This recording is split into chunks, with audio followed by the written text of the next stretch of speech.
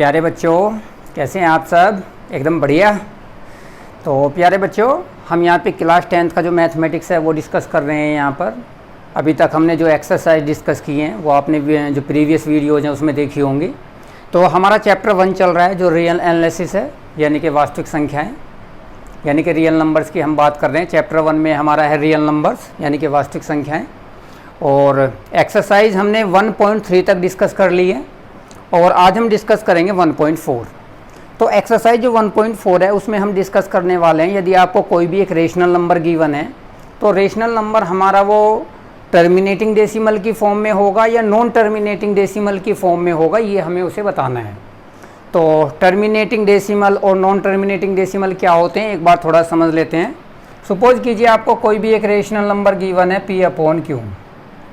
हमने बता रखा है कोई भी रेशनल नंबर P/Q की फॉर्म का होता है, जहाँ पे आपको ये जो डिनोमिनेटर Q दे रखा है ये नॉट इक्वल टू 0 होता है, यानी कि जो डिनोमिनेटर है ये, यानी कि जो हर है ये हमारा Q के बराबर नहीं हो सकता। ओके। और ये जो हमारा P है यानी कि न्यूमिनेटर, यानी कि जिसे हम अंश भी बोलते हैं, ये हमारा कुछ भी हो सकता है, 0 भी हो सकता है। बस जो डिनोमिनेटर है यानी कि हर है वो हमारा 0 नहीं हो सकता। तो कोई भी रेशनल नंबर ऐसा हमें यदि गिवन है तो हमें उसमें ये देखना होता है कि जो हमारा डिनोमिनेटर है यानी कि जो हर है, यानी कि जो Q का मान है वो हमारा किस फॉर्म का है। यदि हमारा Q की फॉर्म जो है, यहाँ पे Q कौन सी फॉर्म की है, 2 की पावर n और 5 की पावर m की फॉर्म के, यानी कि डिनोमिनेटर हमारा इस फॉर्म का है, जहाँ पे nm क्या है हमारे,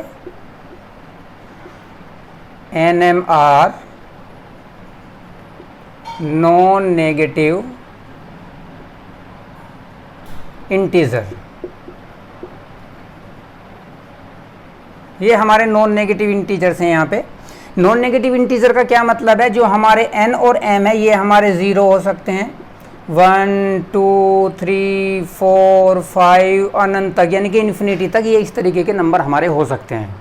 तो यदि हमारा डिनोमिनेटर यानी कि जो हमारा Q का मान है, यदि वो 2 की पावर n और 5 की पावर m की फॉर्म का बन रहा है, जहाँ पे nm हमारे इस तरह के नंबर हो सकते हैं कोई भी, तो हमारा जो रेशनल नंबर है वो हो जाएगा हमारा टर्मिनेटिंग डेसिमल।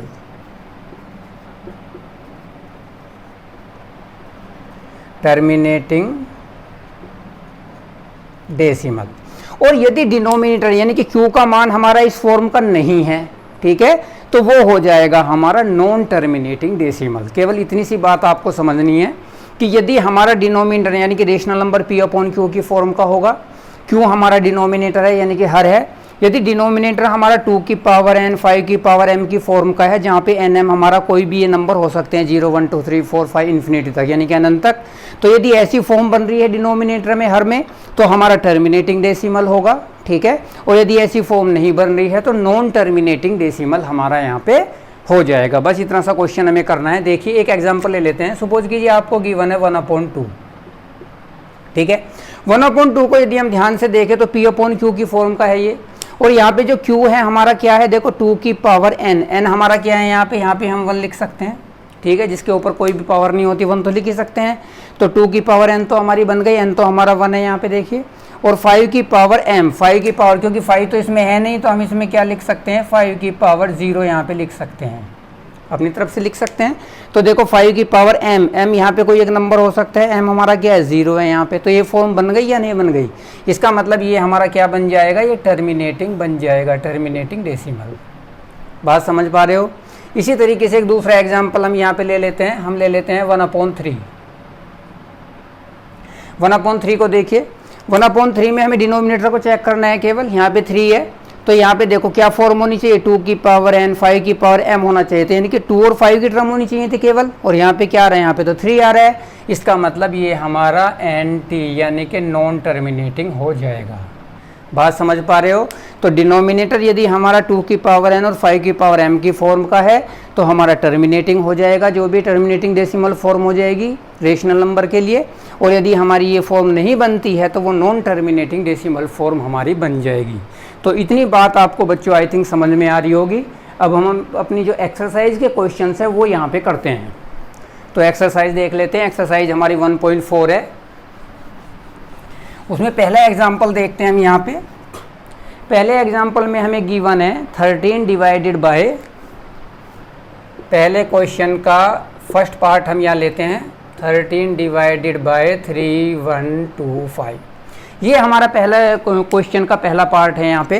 तो हमें करना क्या है, सबसे पहले यहाँ पे फैक्टर करने हैं इनके, ठीक है। ये देखना है कि न्यूमरेटर डिनोमिनेटर में से फैक्टर करके यदि कुछ कट जा रहा है तो उसे काट देंगे, नहीं बचेगा तो फिर अपना फॉर्म देखेंगे यहाँ पे कि डिनोमिनेटर किस फॉर्म का है। तो 13 के तो कोई फैक्टर होने ही नहीं है, ये तो प्राइम नंबर है, 13 ही रहेगा। अब हमें क्या करना है, 3125 के फैक्टर करने हैं यहाँ पे, ठीक है।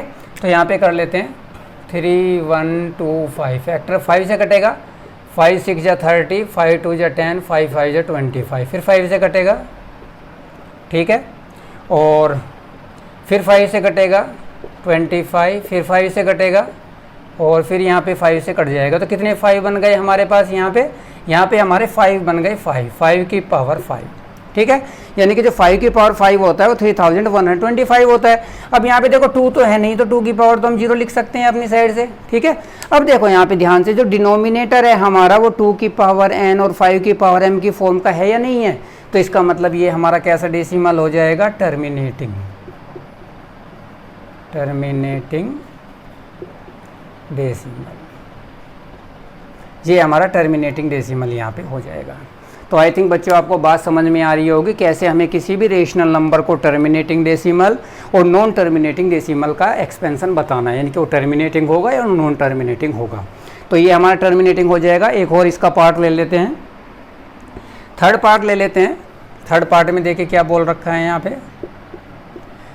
थर्ड पार्ट में हमें दे रखा है 64 डिवाइडेड बाय 455।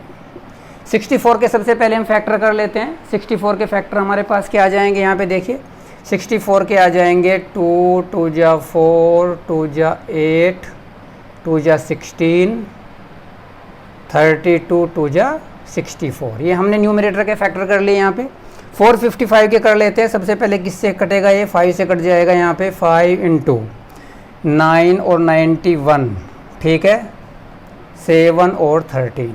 तो हमारा जो डिनोमिनेटर है उसके फैक्टर आ रहे हैं 5 7 और 13, ठीक है। अब देखो यहाँ पे न्यूमरेटर डिनोमिनेटर में कुछ कट पा रहा है क्या, कुछ भी नहीं कट पा रहा है, क्योंकि डिनोमिनेटर में तो सारे प्राइम नंबर हैं तो कुछ कटेंगे ही नहीं। यहाँ पे 2 है तो कुछ कट ही नहीं रहा है। तो हम क्या लिख सकते हैं इसे, ये हमारा 64 अपॉन ये ऐसे ही रहेगा यहाँ पे, और ये हो गया 5 × 7 × 13। अब डिनोमिनेटर को ध्यान से देखो, क्या यहाँ पे 2 की पावर और 5, 2 और 5 की पावर है केवल यहाँ पे। देखो 5 तो है यहाँ पे, लेकिन 7 भी अलग है, 13 भी अलग है। इसका मतलब ये हो जाएगा हमारा नॉन टर्मिनेटिंग डेसिमल एक्सपेंशन, ठीक है। ये हमारा टर्मिनेटिंग था, ये हो जाएगा नॉन टर्मिनेटिंग। आई थिंक ये क्वेश्चन भी आपको समझ में आ रहा होगा। एक और पार्ट कर लेते हैं इसका। अब कर लेते हैं इसका 8th वाला पार्ट। 8th वाले पार्ट में देखिए हमें क्या दे रखा है, हमें दे रखा है 6 डिवाइडेड बाय 15। 6 divided by 15। इसे ध्यान से देखिए, सबसे पहले हम न्यूमरेटर और डिनोमिनेटर के फैक्टर करेंगे और उससे हम बता सकते हैं कि ये हमारा टर्मिनेटिंग होगा या नॉन टर्मिनेटिंग होगा। 6 के क्या आएंगे, 2 3 जा 6, ठीक है। 15 के क्या आएंगे, 3 5 जा 15, ठीक है। अब देखो 3 से 3 तो कैंसिल आउट हो गया, हमारे पास क्या बचा 2/5। अब हमें क्या देखना है, केवल डिनोमिनेटर को देखना है। डिनोमिनेटर को ध्यान से देखो, डिनोमिनेटर में केवल 2 और 5 होना चाहिए, उसके अलावा कुछ भी नहीं होना चाहिए।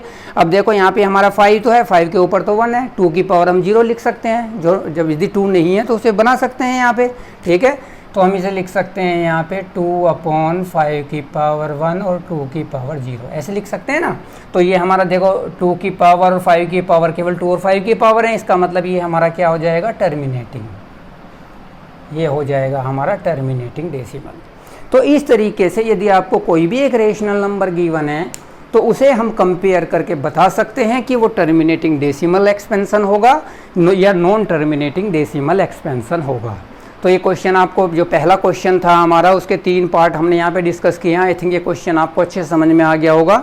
इसके जो बाकी पार्ट्स है वो खुद से आप ट्राई करना, आपके इजीली वे क्वेश्चन भी हो जाएंगे इसी तरीके से। अब देखते हैं हम इसका क्वेश्चन नंबर 2।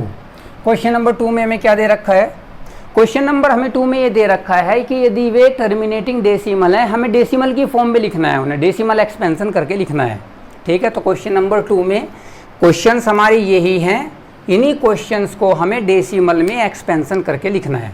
तो टर्मिनेटिंग डेसिमल, जैसे फर्स्ट वाला पार्ट था टर्मिनेटिंग डेसिमल, हमें इसका पता था यहाँ पे। तो इसका एक्सपेंशन करके कैसे लिखना है ये देखिए। देखो हमारे पास था 13/3125 ये था, 13/3125 के हमने फैक्टर किए तो 5 की पावर 5 आ गया, 2 की पावर हमने 0 लिखा था यहाँ पे, ठीक है। अब हमें डेसिमल एक्सपेंशन में लिखना, हमें ये तो पता था कि टर्मिनेटिंग है, लेकिन टर्मिनेटिंग को हम डेसिमल की फॉर्म में कैसे लिखें, ये हमारा क्वेश्चन नंबर 2 है, ठीक है। तो देखिए कैसे करते हैं, हम क्या करते हैं यहाँ पे, जो 2 की पावर 0 है इसकी वैल्यू तो 1 होती है, तो 2 की पावर 5 की हम ऊपर नीचे गुना कर देते हैं, ठीक है। हमने ऐसा क्यों किया, हमने इसलिए ऐसा किया क्योंकि 5 की पावर 5 तो यहाँ पे ऑलरेडी है, यदि हम 2 की पावर 5 से ऊपर नीचे मल्टीप्लाई कर दें तो यहाँ पे क्या बन जाएगा, 5 2 जा 10, 10 की पावर 5 बन जाएगा। और हमारा पर्पज़ यही है कि डिनोमिनेटर में हम 10 बना लें, क्योंकि डिनोमिनेटर में यदि हमारा 10 बन गया तो हमारा डेसिमल एक्सपेंशन आसानी से आ जाएगा। देखिए कैसे ये हो गया हमारा 13 इंटू 2 की पावर 5 कितना होता है, 2 2 जा 4, 2 जा 8, 2 जा 16, 2 जा 32, ये 32 आ गया, ये आ गया 10 की पावर 5, ठीक है। तो देखिए क्या आएगा यहाँ पे, 13 और 32 की मल्टीप्लाई कर दो, यहाँ पे 13 2 13 2 जा 26, ठीक है। 2 कैरी आ गया हमारे पास 39 41, यानी कि ये बन गया 416/10 की पावर 5 का मतलब कितनी जीरो लगेंगी, 5 जीरो यहाँ पे नीचे लगने वाली हैं, ठीक है। अब देखिए यहाँ पे हम कैसे लिखते हैं, एक छोटा सा एग्जांपल देखिए, यदि हम 2 को 10 से डिवाइड करते हैं तो हम क्या लिखते हैं 0.2, यानी कि 2 से लेफ्ट में हमने क्या किया, क्योंकि एक जीरो थी तो एक में पॉइंट लगा देते हैं यहाँ पे। इसी तरीके से यदि हम 2 को 100 से डिवाइड करते हैं तो हम लिखते हैं 0.02, यानी कि 2 के लेफ्ट में हमने एक जीरो लगाई, फिर वहाँ पे पॉइंट लगा दिया, क्योंकि यहाँ पे 2 जीरो थी डिनोमिनेटर में। ये बात समझ पा रहे हैं। ऐसे ही यहाँ पे देखिए, यहाँ पे कितनी जीरोज हैं, 1 2 3 4 5, यानी कि 5 जीरोज हैं। तो यहाँ पे 5 काउंट करना है, 1 2 3, 3 तो काउंट हो गए, बाकी तो 2 तो काउंट हो नहीं रहे, तो हम क्या करते हैं 416 लिख देते हैं। काउंट कीजिए 1 2 3, जो नहीं है वहाँ पे 0 लगा दीजिए, 4 और 5, और यहाँ पे क्या लगा दीजिए, पॉइंट लगा दीजिए। तो यही आपका डेसिमल एक्सपेंशन यहाँ पे हो जाता है। आई थिंक आपको बात समझ में आ रही होगी यहाँ पे कैसे हमें करना है, ठीक है।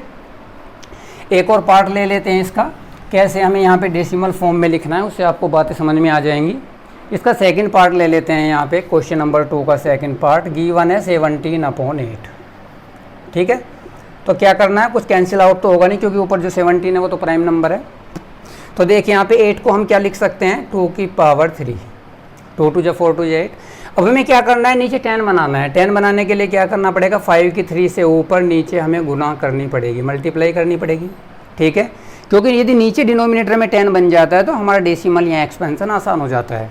तो देखिए कितना हो जाएगा यहाँ पे, 17 इंटू 5 5 जा 25, 5 जा 125, ठीक है। और नीचे क्या बन गया हमारे पास, 10 की पावर 3, यानी कि 10 की पावर 3 का मतलब क्या होता है, यानी कि 1000 होता है। अब इन दोनों को मल्टीप्लाई कर लीजिए, यहाँ पे मल्टीप्लिकेशन कितनी आ जाएगी, 2 4 और 21 25, और नीचे हमें गिवन है यहाँ पे 1000, ठीक है। फिर से वही तरीका है, जब डिनोमिनेटर में हमारे पास 3 जीरोज हैं तो हमारा आंसर क्या आने वाला है, राइट से काउंट करते हैं यहाँ पे 1 2 3, 3 प्लेसेस काउंट कर लेंगे तो हमारा पॉइंट यहाँ पे लग जाएगा, यानी कि हम लिखेंगे 2.125, और यही हमारा डेसिमल एक्सपेंशन हो जाएगा। तो आई थिंक बच्चों यहाँ पे आपको बातें समझ में आ रही होगी।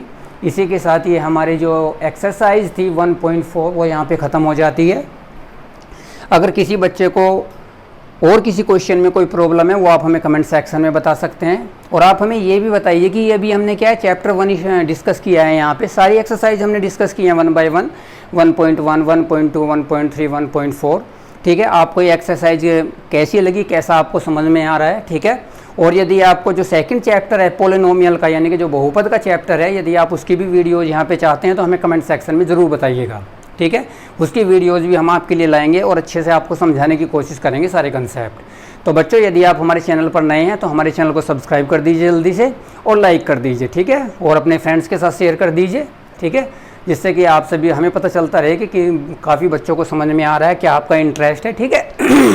तो आज की वीडियो हम यहीं पे ख़त्म करते हैं, और यहीं के साथ इसी के साथ हमारा जो आपका चैप्टर 1 है रियल नंबर का, जो वास्तविक संख्याओं का चैप्टर है, वो यहाँ पे ख़त्म हो जाता है।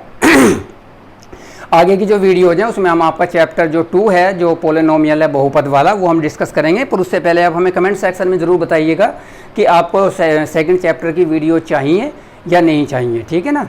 यदि आपको चाहिएगी और आपको हमें लगेगा कि आपको सबको अच्छे समझ में आ रहा है तो उसकी वीडियोज़ भी हम आपके लिए लाएंगे, ठीक है। तो तब तक के लिए टेक केयर एंड बाय।